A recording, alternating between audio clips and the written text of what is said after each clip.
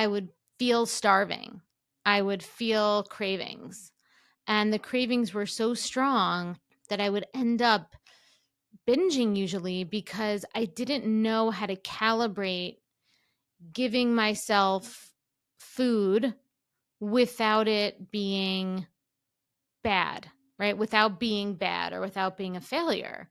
And it felt like my body and my mind were in a constant tug of war. And if you're listening to this, maybe you can relate to this. And what I didn't realize at the time was that my body was responding to years of mixed messages. Because at the end of the day, our bodies are super intelligent. They learn from our behaviors and they adapt to help us to survive in the world. That's all they really care about, right? Our bodies are wired for survival. They're not necessarily wired for thriving or being happy. They're wired for survival. The being happy part, the feeling good part, the feeling fulfilled part, that's the human part. That's the part that we have to do.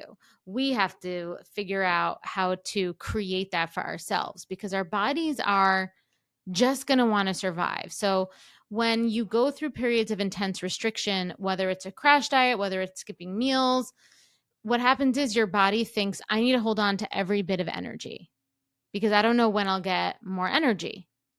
And what happens then is that the survival mode kicks in, metabolism slows. It's a natural biological response. Your body holds on to more weight. That's the science of the weight gain.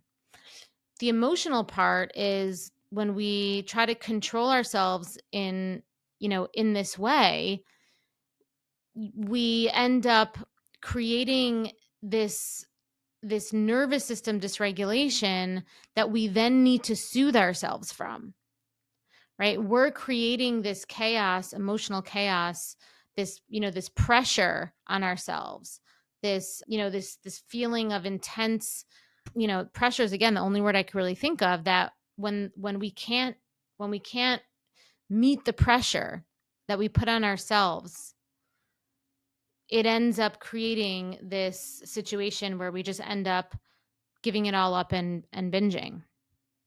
And so when we go through these cycles of restricting and then binging, it creates confusion in our metabolism. It creates confusion in our bodies.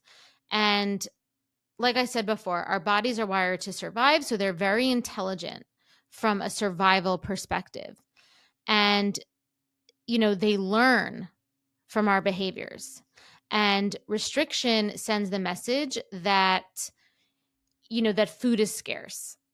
Restriction will send a message that, that food is scarce and our body slows down, our metabolism slows down, and we start storing fat. And essentially, our bodies shift into this state of protection.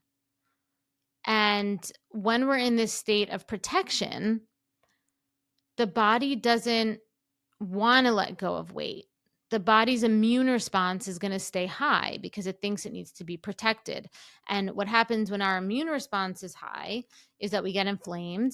And depending on your, not to get too science nerdy with you, but depending on your epigenetics, depending on, your unique DNA, you're going to experience symptoms. Like I said, weight gain could be one of them, but others could be joint pain. Others could be headaches, right? It depends on your own self, but typically weight gain is one of them because our body stores fat. That's like the first line of defense when we think we need to protect, because our body knows it needs calories and food and energy to survive.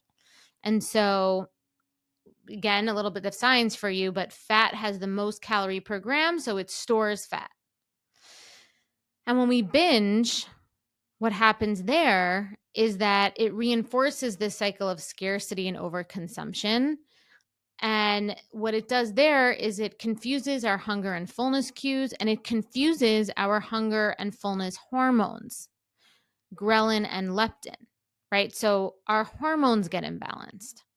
And when our hormones get imbalanced, a lot of stuff gets imbalanced. That's why I say that understanding your hunger cues and getting in touch, and really reconnecting with your emotional landscape, getting your nervous system balanced, which happens over time with consistent practice of a new way of being with your feelings, right? It's not just one strategy or one tool that you get. And again, it's like a quick thing. It's a consistent practice and a refining of a new way of being with yourself.